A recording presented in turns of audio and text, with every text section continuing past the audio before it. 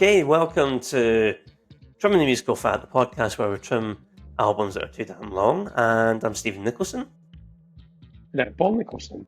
And welcome to the latest episode of 90 from the 90s, where Paul and I, choose an album from the 90s that we regard as one of our favourites.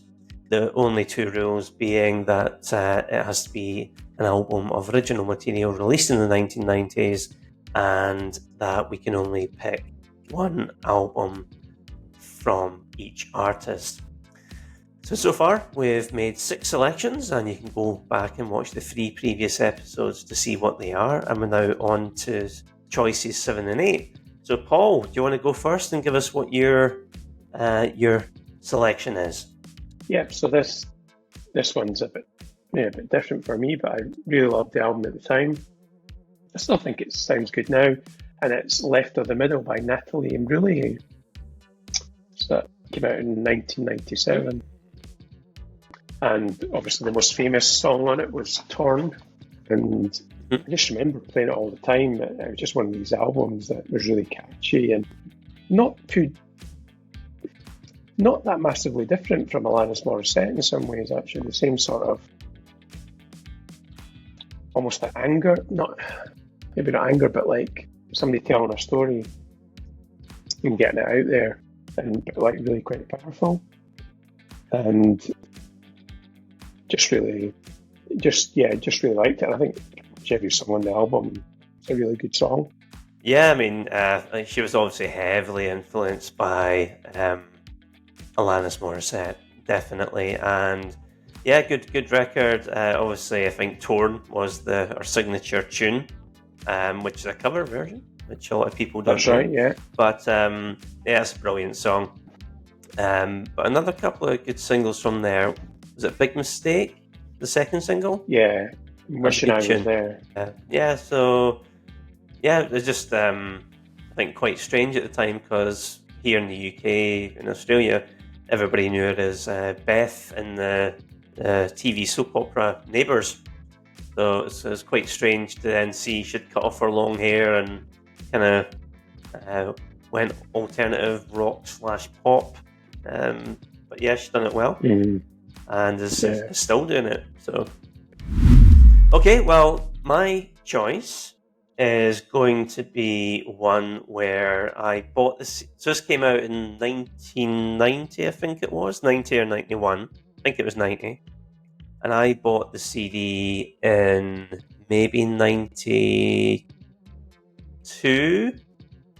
And this is when I was working in an office in Edinburgh, and I got I went out on my lunch break and bought it and brought it back, and I got absolute pelters from my colleagues for buying this. You funny. Bought that? And no, it is not Jive Bunny. It is George Michael's Listen Without Prejudice. Obviously, at this time, George Michael was very much seen as a bit of a throwaway pop star, maybe. And hence the name of this album, Listen Without Prejudice.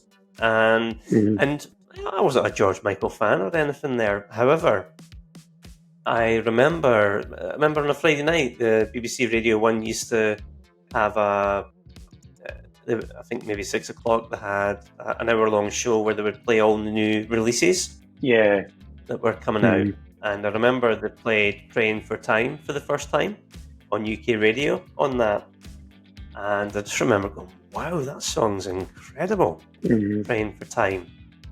So yeah, my ears were suddenly open to George Michael, and then I heard the other singles off it, and you're looking at it going, Praying for Time, Freedom, and Heal the Pain.